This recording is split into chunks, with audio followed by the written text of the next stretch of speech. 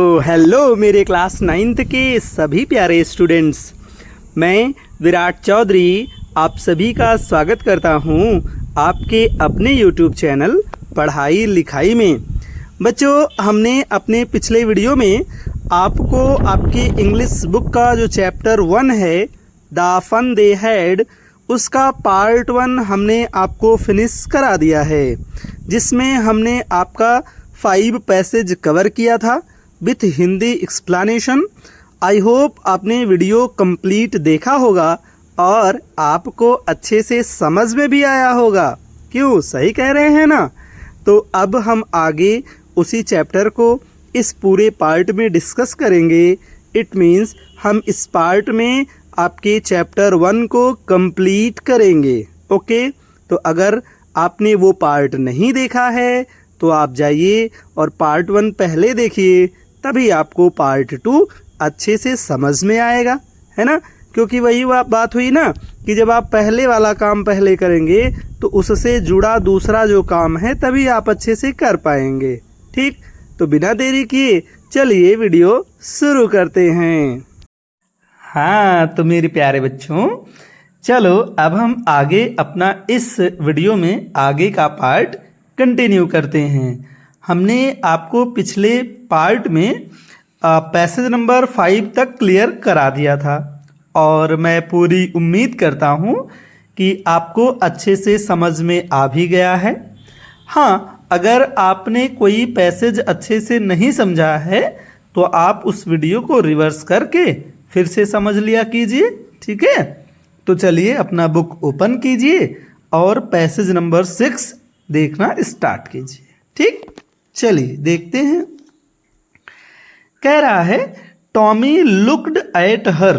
Tommy looked मतलब Tommy ने देखा, एट हर मतलब उसकी तरफ। किसकी तरफ? मार्जी की तरफ। तो टॉमी ने मार्जी की तरफ देखा with very superior eyes. With मतलब के साथ, वेरी मतलब बहुत, और सुपीरियर का मतलब होता है श्रेष्ठता भरी, आइज मतलब आंखों से। तो उसने श्रेष्ठता भरी आंखों से मार्जी की तरफ देखा और कहा, क्या कहा? बिकॉज, क्योंकि it is not our kind of school, यह हमारे तरह का स्कूल नहीं है। स्टूपिड, मूर्ख। तो टॉमी ने मार्जी से क्या कहा? मूर्ख, क्योंकि यह हमारी स्कूल की तरह का स्कूल नहीं है। This is the old kind of school. This मतलब यह, इज मतलब है, the old kind of school मतलब पुराने प्रकार का स्कूल है। दैट जो, दे हैड जो उनके पास था, hundreds and hundreds of years ago, जो सैकड़ों सैकड़ों साल पहले उनके पास हुआ करता था, वो उस प्रकार का स्कूल है। ही एडेड लॉफ्टली।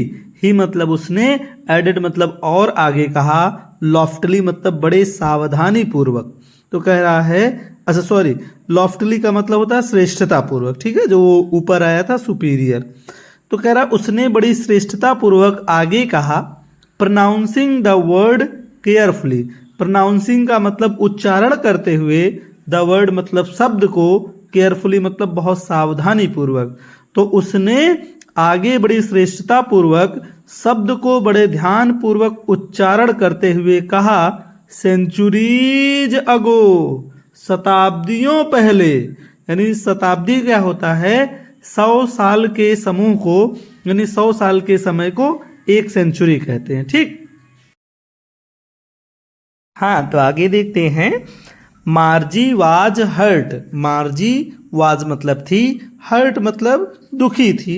यानी मार्जी को इस बात से बड़ा दुख हुआ, आघात हुआ, और उसने कहा, वेल ठीक है, आई डोंट नो, मैं नहीं जानती हूँ, व्हाट काइंड ऑफ स्कूल, कि किस प्रकार का स्कूल, दे हैड उनके पास था, ऑल दैट टाइम अगो उस समय पहले।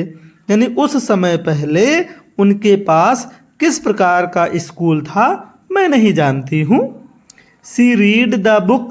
सी मतलब उसने, रीड मतलब पढ़ा, द बुक मतलब किताब को, ओवर हिज शोल्डर टॉमी के कंधे के ऊपर रखकर फॉर ए व्हाइल, थोड़ी देर के लिए, यानी थोड़ी देर तक मार्जी ने टॉमी के कंधे पर बुक रखकर पढ़ा।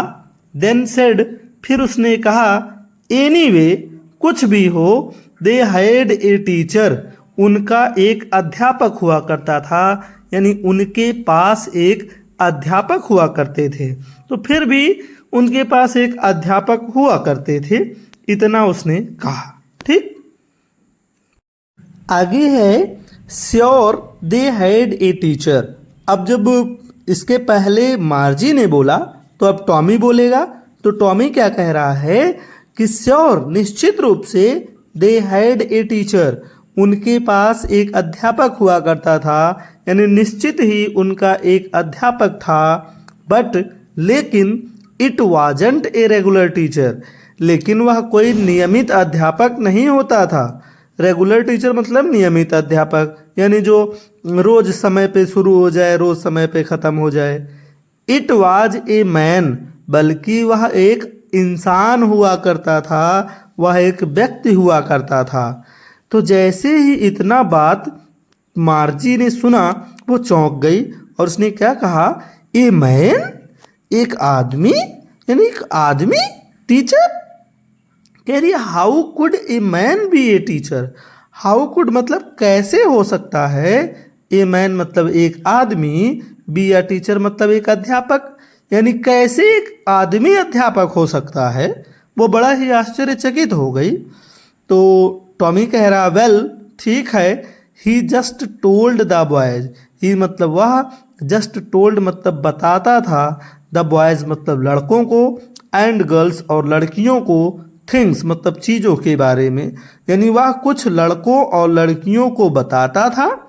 एंड गेव देम होमवर्क, और उन्हें होमवर्क दिया करता था, यानी और उन्हें होमवर्क देता था। एंड आस्क्ड, और पूछता था, देम मतलब उनसे, क्वेश्चंस मतलब प्रश्नों को, और उनसे प्रश्न पूछा करता था।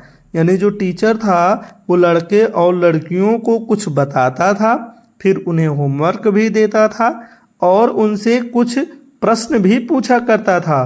तो इस प्रकार का वो टीचर था जो कि एक मानव था, इंसान था। ठीक है, आगे देखते हैं। तो मार्जी कुछ और कह रही है। क्या कह रही है? कह रही है, a man isn't smart enough. A मतलब एक, मैन मतलब आदमी, इजंट मतलब नहीं है, स्मार्ट मतलब बुद्धिमान, इनफ मतलब पर्याप्त। यानी एक आदमी इतना पर्याप्त बुद्धिमान तो नहीं होता है। तो टॉमी कह रहा है, श्योर ही इज, निश्चित रूप से होता है। माई फादर नोज, यानी मेरे पापा भी जानते हैं, as much as my teacher, जितना कि मेरे अध्यापक जानते हैं। तो टॉमी ने कहा कि जितना मेरे अध्यापक जानते हैं उतना ही मेरे पापा भी जानते हैं। He knows almost as much I betcha. तो मार्जी कह रही है कि ही नोज, वह जानते हैं, ऑलमोस्ट एज मच, जितना उन्हें आता है, यानी लगभग वो उतना ही जानते हैं। आई बेटचा, बेटचा का मतलब मैं शर्त लगाती हूँ, यानी मैं विश्वास से कह रही हूँ कि वो उतना ही जानते हैं। Margie wasn't prepared to dispute that. Margie मतलब मार्जी, वाजंट मतलब नहीं थी, प्रिपेयर्ड मतलब तैयार नहीं थी, टू डिस्प्यूट मतलब झगड़ा करने के लिए, दैट मतलब उस बात पर। तो मार्जी उस बात पर झगड़ा करने के लिए या बहस करने के लिए बिल्कुल भी तैयार नहीं थी। सी सेड, उसने कहा, I wouldn't want a strange man. I मतलब मैं, वुडंट मतलब नहीं चाहती हूँ, वांट, आई वुडंट वांट मतलब मैं नहीं चाहती हूँ, ए स्ट्रेंज मैन कि एक अजनबी व्यक्ति, इन माई हाउस मेरे घर में आए, टू टीच मी मुझे पढ़ाने के लिए। तो मार्जी ने क्या कहा कि मैं नहीं चाहती हूँ कि कोई अजनबी आदमी मेरे घर में मुझे पढ़ाने के लिए आए। ठीक है, आगे देखते हैं। तो टॉमी कह रहा Tommy screamed with laughter. Tommy screamed मतलब चीखा, विथ लाफ्टर मतलब हंसी के साथ, यानी टॉमी खूब तेजी के हंसी के मारे चीखा। और क्या कहा यू डोंट नो मच मार्जी, यानी मार्जी तुम बहुत कुछ नहीं जानती हो, तुम बहुत ज़्यादा अभी कुछ नहीं जानती हो। अच्छा एक बात और, टॉमी बार बार मार्जी से यही दिखाना चाहता था कि मैं तुमसे बहुत बड़ा हूँ, तुम अभी छोटी बच्ची हो, तुम्हें कुछ नहीं आता है। तो वैसे ही उसने उसी टोन में मार्जी से कहा, अरे मार्जी तुम बहुत छोटी हो, तुम अभी बहुत कुछ नहीं जानती हो। The teachers did not live in the house, यानी जो टीचर्स हैं, अध्यापक जो थे, डिड नॉट लिव वो नहीं रहते थे, इन द हाउस मतलब घर में, यानी अध्यापक हमारे घर में या जिनके पढ़ाने जाते हैं वैसे घर में नहीं रहते थे, बल्कि they had a special building. They मतलब उनके, हैड मतलब पास था, ए मतलब एक, स्पेशल बिल्डिंग का मतलब एक विशेष इमारत हुआ करता था या एक विशेष भवन हुआ करता था। एंड ऑल द किड्स, और सभी बच्चे, वेंट देयर वहीं पर जाते थे। तो वो हमारे घर में आकर नहीं रहते थे, बल्कि उनके पास एक विशेष भवन हुआ करता था और सभी बच्चे उसी में जाया करते थे। And all the kids, and मतलब और, ऑल द किड्स मतलब सभी बच्चे, लर्नड मतलब सीखते थे, द सेम थिंग एक जैसी चीज़ें, यानी सभी बच्चे समान प्रकार की चीज़ें सीखते थे। कह रहा श्योर निश्चित रूप से, इफ़ यदि, दे वेयर द सेम एज, यदि वे एक ही उम्र के यानी समान उम्र के होते थे तो निश्चित ही वह एक ही प्रकार की चीज़ों को एक साथ सीखते थे। ठीक है, चलो बाबू लोग पैसेज नंबर 8 देखते हैं। ठीक है, कह रहा है बट माई मदर सेज, ये मार्जी लाइन बोल रही है, कह रही बट मतलब लेकिन, माई मदर मतलब मेरी माँ, सेज मतलब कहती हैं, ए टीचर यानी एक टीचर को, has to be adjusted to fit the mind, यानी प्रत्येक बच्चे के दिमाग को व्यवस्थित करना चाहिए, ऑफ ईच बॉय प्रत्येक लड़के के, एंड गर्ल और लड़की के, इट टीचेज जो कुछ वह पढ़ाते हैं, यानी एक अध्यापक को जो कुछ वह पढ़ाते हैं वह प्रत्येक बच्चे यानी प्रत्येक लड़के और प्रत्येक लड़की के दिमाग में व्यवस्थित करना चाहिए। एंड और, दैट मतलब और, दैट ईच किड और प्रत्येक बच्चे को, has to be taught differently अलग तरीके से या अलग प्रकार से पढ़ाना चाहिए। और क्या कह रही है मार्जी कि मेरी माँ कहती हैं कि प्रत्येक बच्चे को अलग प्रकार से पढ़ाना चाहिए। तो अब आगे बोल रहा, कह रहा just the same they did not do it the way then, यानी जस्ट द सेम बिल्कुल इसी तरीके से, they did not do it way ऐसा नहीं किया करते थे, द वे देन यानी उस समय उस तरीके से, तो उस समय उस तरीके से वे ऐसा नहीं किया करते थे। If you don't like it, यदि तुम्हें पसंद नहीं है, ये लाइन टॉमी बोल रहा है मार्जी से, कह रहा if you don't like it, यदि तुम्हें यह पसंद नहीं है, you don't have to read the book, तो तुम्हें किताब नहीं पढ़नी चाहिए या किताब तुम ना पढ़ो। तो अब मार्जी बोलेगी, कह रही है आई डिड नॉट से, आई मतलब मैंने, डिड नॉट से मतलब ऐसा नहीं कहा, I did not like it कि मैं इस किताब को पसंद नहीं करती हूँ, मैंने ये कभी नहीं कहा कि मैं इस किताब को पसंद नहीं करती हूँ। मार्जी सेड क्विकली, मार्जी ने तुरंत ही बोला, यानी जैसे ही मार्जी ने सुना कि टॉमी कह रहा है कि यदि तुम्हें बुक पसंद नहीं है तो ना पढ़ो, तो वह तुरंत बोल रही मैंने ऐसा तो नहीं कहा कि मुझे पसंद नहीं है। She wanted to read about those funny schools, she मतलब वह, वांटेड मतलब चाहती थी, टू रीड मतलब पढ़ना, अबाउट दोज फनी स्कूल्स मतलब उन मजाकिया स्कूलों के बारे में, तो वह उन मजाकिया स्कूलों के बारे में पढ़ना चाहती थी। ठीक है, समझ में आ गया है? ठीक, बहुत अच्छे। चलो बाबू लोग आगे देखते हैं। आगे कह रहा दे वेरेंट इवन हाफ फिनिश्ड, दे मतलब वे, वेरेंट इवन हाफ फिनिश्ड का मतलब अभी आधा भी खत्म नहीं किए थे, यानी वे अभी किताब पढ़कर आधा भी खत्म नहीं किए थे। व्हेन मतलब जब, मार्जीज मदर मार्जी की माँ ने, कॉल्ड मतलब बुलाया, यानी अभी वे किताब को आधा भी पढ़ के ख़त्म नहीं किए थे और तभी मार्जी की माँ ने बुलाया और क्या कहा, मार्जी स्कूल, मार्जी तुम्हारा स्कूल शुरू हो गया है। मार्जी लुक्ड अप और मार्जी ने ऊपर देखा, यानी किताब पढ़ रही थी ऐसे सर झुका के ना, तो ऐसे सर उसने ऊपर किया और क्या कहा, नॉट येट मम्मा, मम्मा अभी नहीं, यानी अभी स्कूल नहीं पढ़ूंगी। तो नाउ सेड मिसेज जोन्स, तो मिसेज जोन्स क्या कहती हैं, अभी तुरंत आओ।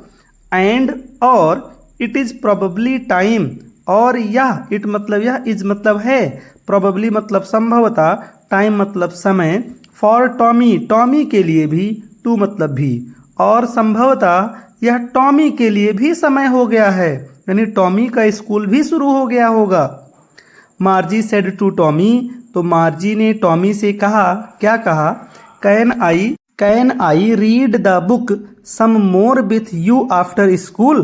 कैन मतलब क्या, आई रीड मैं पढ़ सकती हूँ, द बुक मतलब किताब को, सम मोर कुछ और, विथ यू मतलब तुम्हारे साथ, आफ्टर स्कूल स्कूल के बाद। क्या स्कूल के बाद मैं किताब को तुम्हारे साथ और अधिक पढ़ सकती हूँ, ऐसा मार्जी ने टॉमी से पूछा। ठीक है, हाँ तो चलो अब पैसेज नंबर 9 देखते हैं। पैसेज नंबर 9 है, maybe he said nonchalantly. Nonchalantly मतलब बेटा होता है उदासी पूर्वक, यानी दुखी होकर। तो कह रहा है कि मे बी यानी शायद, ही सेड नॉन चैलेंटली उसने बड़े ही दुखी मन से कहा कि शायद यानी हो सकता है कि पढ़ें। ही वॉकड, ही मतलब वह, वॉकड मतलब वहाँ से चला गया, अवे यानी ही वॉकड अवे वह वहाँ से चला गया। विस्टलिंग, विस्टलिंग का मतलब सीटी बजाते हुए, तो वह वहाँ से सीटी बजाते हुए चला गया।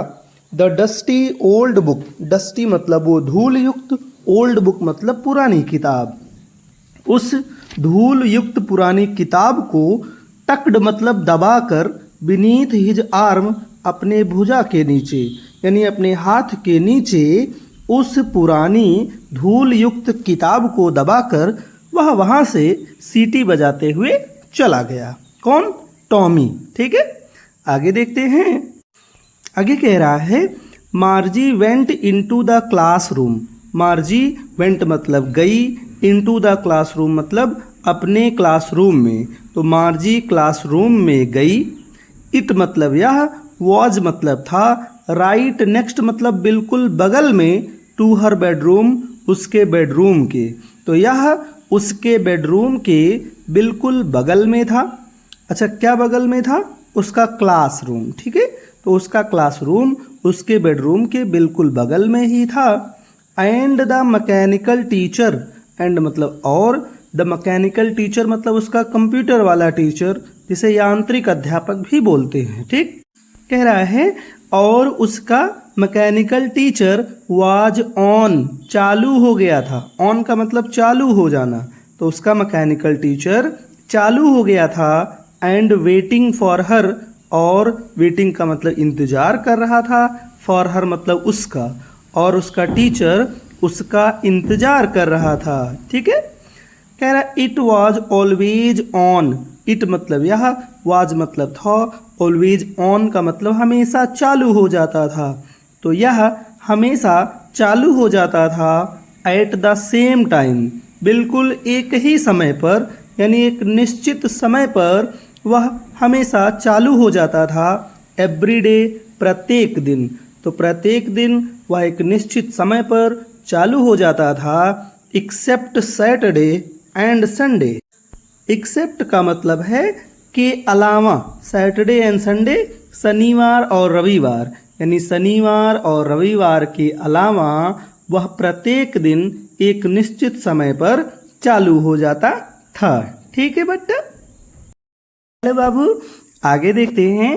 तो आगे कह रहा है कि बिकॉज हर मदर, बिकॉज मतलब क्योंकि, हर मदर मतलब उसकी माँ, सेड मतलब कहती थी, क्योंकि उसकी माँ कहती थी, लिटिल गर्ल्स छोटी लड़कियाँ, लर्नड बेटर, लर्न का मतलब सीखती हैं, बेटर मतलब बेहतर या अच्छे से, तो छोटी लड़कियाँ अच्छे से सीखती हैं।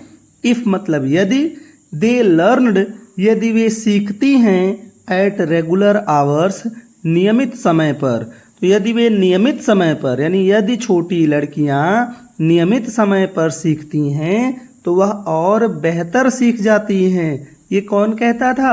उसकी माँ कहती थी। इसीलिए उसका स्कूल सैटरडे और संडे बंद रहता था, बाकी प्रत्येक दिन चलता था। ठीक है, आगे देखते हैं। कह रहा the screen was lit up. Screen was lit up का मतलब उसके कंप्यूटर का स्क्रीन ऑन हो गया था। लिट का मतलब जलना होता है, तो स्क्रीन जलने का मतलब स्क्रीन ऑन हो जाना। ठीक है, एंड इट सेड, और उस कंप्यूटर स्क्रीन पर लिखा हुआ था, यानी उस कंप्यूटर स्क्रीन ने कहा, क्या कहा? Today's arithmetic lesson. टुडेज मतलब आज का, अर्थमेटिक लेसन मतलब गणित का जो पाठ है, यानी आज का जो गणित का पाठ है, is on the addition of proper fraction. Proper fraction का मतलब होता है भिन्न। तो कह रहा आज का जो पाठ है गणित का, वो हमारा उचित भिन्नों का जोड़ पे है। एडिशन मतलब होता है जोड़ और फ्रैक्शन का मतलब होता है भिन्न।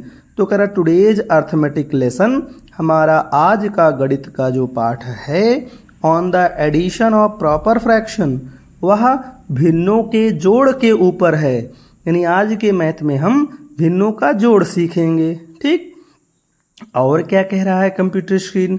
कह रहा please insert yesterday's homework. Please मतलब कृपया, इंसर्ट मतलब इसको अंदर करें, यस्टरडेज होमवर्क मतलब कल का होमवर्क। कृपया अपना कल का होमवर्क इस कंप्यूटर स्क्रीन में इंसर्ट करें, यानी आप उसको अंदर डालें। इन द प्रॉपर स्लॉट, उचित स्लॉट में, यानी जो होमवर्क का स्लॉट था उस होमवर्क के स्लॉट में आप अपना होमवर्क शो करें ताकि होमवर्क आपका चेक हो सके। ठीक है, आगे देखते हैं लास्ट। तो बाबू हम अपने लास्ट पैसेज पे आ गए हैं। पैसेज नंबर 10 है। ठीक है, देखते हैं। कह रहा मार्जी डिड सो विथ ए साई। साई का मतलब होता है लंबी सांस लेते हुए। जब आदमी किसी चीज से ऊब जाता है तो लंबी सी सांस लेकर कहता अरे ठीक है, ये तो उबासी जैसा हो गया, ऐसा कुछ। ठीक है, तो क्या कह रहा है? कह रहा मार्जी did so with a Sai, यानी मार्जी ने एक लंबी सांस लेते हुए या आह भरते हुए उसने उस होमवर्क को इंसर्ट किया। She was thinking. सी मतलब वह, वाज मतलब थी, थिंकिंग मतलब सोच रही थी। तो वह सोच रही थी अबाउट द ओल्ड स्कूल्स, यानी पुराने स्कूलों के बारे में। तो वह पुराने स्कूलों के बारे में सोच रही थी। दे हैड, जो उनके पास था, व्हेन हर ग्रैंडफादर्स ग्रैंडफादर, जब उसके दादाजी के दादाजी, वाज ए लिटिल बॉय, एक छोटे बच्चे थे। तो जब उसके दादाजी के दादाजी एक छोटे बच्चे थे, उस समय उनके पास जो स्कूल थे उन स्कूलों के बारे में मार्जी सोच रही थी। आगे है ऑल द किड्स, सभी बच्चे, from the whole neighbourhood. All मतलब सभी, द किड्स मतलब बच्चे, फ्रॉम मतलब से, द होल नेबरहुड मतलब पूरे पड़ोस से। होल का मतलब पूरा होता है और नेबरहुड का मतलब पड़ोस होता है। अच्छा, आप इसका स्पेलिंग अवश्य ध्यान से देख लीजिएगा क्योंकि ये कई बार पूछा गया है, आपका रॉन्ग हो जाता है। ठीक, तो कह ऑल द किड्स, सभी बच्चे, फ्रॉम द होल नेबरहुड, पूरे पड़ोस से, केम आते थे। तो पूरे पड़ोस से सभी बच्चे आते थे। लाफिंग हंसते हुए, एंड साउटिंग और चिल्लाते हुए। साउटिंग का मतलब चिल्लाते हुए। कहाँ पे? In the school yard. School yard मतलब स्कूल के बरामदे में। तो सभी बच्चे यानी पड़ोस के सभी बच्चे वहाँ पर हंसते हुए, चिल्लाते हुए स्कूल के बरामदे में आते थे। सिटिंग टुगेदर, सिटिंग मतलब बैठते थे, टुगेदर मतलब एक साथ, और वे सभी एक साथ बैठते थे। In the school room, school room में यानी अपने क्लास में एक साथ बैठते थे। गोइंग होम, गोइंग मतलब जाते थे, होम मतलब घर, वो घर जाते थे। टुगेदर मतलब साथ में, वे साथ में घर जाते थे। At the end of the day, at the end of the day का मतलब दिन के अंत में, यानी जब छुट्टी होती थी। तो अब पूरा एक बार देखो। कह रहा पूरे पड़ोस से सभी बच्चे एक साथ हंसते हुए और चिल्लाते हुए स्कूल के बरामदे में आते थे, एक साथ क्लासरूम में बैठते थे और दिन के अंत में वे सभी लोग एक साथ अपने घर जाते थे। ठीक है बेटा। हाँ तो बच्चा लोग, अब हम अपने चैप्टर 1 के लास्ट स्लाइड पे आ गए हैं। ये हमारा लास्ट स्लाइड है। इसके बाद अब हमारा चैप्टर 1 कंप्लीटली फिनिश हो गया है। आप इसको अच्छे से बेहतर समझ लें। जो पैसेज नहीं समझ में आया है, वीडियो बैक करके रिवर्स करके उसे देख लें। ठीक है, चलिए देखते हैं। कह रहा दे लर्नड द सेम थिंग्स। दे मतलब वे मतलब कौन? उसके दादाजी के समय के जो बच्चे थे वे लर्नड का मतलब सीखते थे, द सेम थिंग्स एक जैसी चीज़ें, यानी वह समान चीज़ें सीखते थे। सो ताकि दे कुड हेल्प, दे मतलब वे, कुड मतलब कर सके, हेल्प मतलब मदद, ताकि वे मदद कर सके, वन अनदर एक दूसरे का, ताकि वे एक दूसरे की मदद कर सके, विथ द होमवर्क करने में, यानी वो सभी बच्चे एक समान चीज़ें सीखते थे ताकि वे एक दूसरे की होमवर्क करने में मदद कर सके।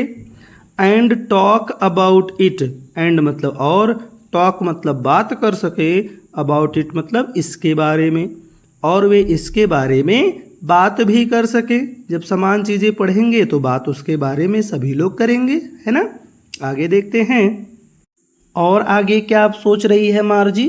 कह रही एंड द टीचर्स, और जो अध्यापक थे, वर पीपल, वो लोग थे, वो मानव थे, वो इंसान थे। तो ये सारी बातें वो सोच रही है मार्जी अपने दिमाग में। क्या सोच रही है? कि उस समय के स्कूल, यानी जब उसके दादाजी छोटे बच्चे थे तो उस समय स्कूल कितने अच्छे थे।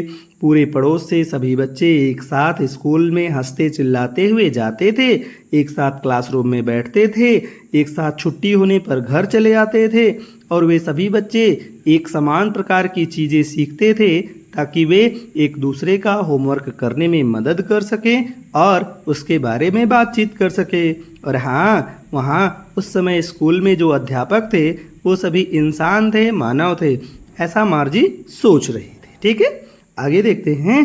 कर द मैकेनिकल टीचर, उस मार्जी के सामने जो मैकेनिकल टीचर था, वाज फ्लैशिंग, वो दिखा रहा था, या क्या दिखा रहा था? ऑन द स्क्रीन, स्क्रीन पे, यानी मार्जी का मैकेनिकल टीचर अपने स्क्रीन पे दिखा रहा था। व्हेन वी ऐड, व्हेन मतलब जब, वी मतलब हम, ऐड मतलब जोड़ते हैं, फ्रैक्शंस का मतलब भिन्नों को। कौन से भिन्नों को? 1/2 एंड 1/4, यानी जब हम 1/2 और 1/4 को जोड़ते हैं तो आगे डैश डैश कर दिया गया है ना। आगे देखते हैं। करा मार्जी वाज थिंकिंग, मार्जी वाज मतलब थी, थिंकिंग मतलब सोच रही थी। तो मार्जी सोच रही थी अबाउट हाउ द किड्स, बारे में, हाउ द किड्स मतलब बच्चे कैसे, मस्ट हैव लव्ड इट, कैसे पसंद करते होंगे। यानी मार्जी सोच रही थी कि वे सभी बच्चे कैसे पसंद करते होंगे इन द ओल्ड डेज, पुराने दिनों में, यानी पुराने दिनों में बच्चे कैसे अपने स्कूल को प्यार करते होंगे। सी वाज थिंकिंग, वह सोच रही थी, अबाउट द फन, उस आनंद के बारे में, दे हैड, जो उनके पास था। किनके पास?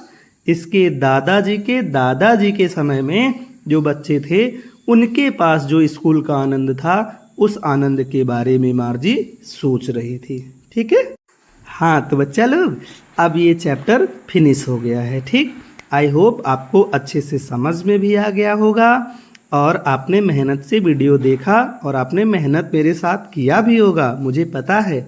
अब जब वीडियो आप अच्छे से देख लिए हैं तो आप पूरे चैप्टर को एक बार स्वयं से पढ़ें, हिंदी ट्रांसलेशन के साथ। कोई डाउट हो रहा है तो उसे फिर वीडियो देख लें और फिर एक बारी ट्रांसलेशन पूरा लिख डालें। ठीक है, तो आप ऐसे ही मेहनत करते रहें और अपने सर को सपोर्ट करते रहें ताकि हम भी मेहनत से आपको पढ़ाते रहें। ठीक है, चलिए फिर मिलते हैं चैप्टर 1 सप्लीमेंट्री का लेकर नेक्स्ट वीडियो में।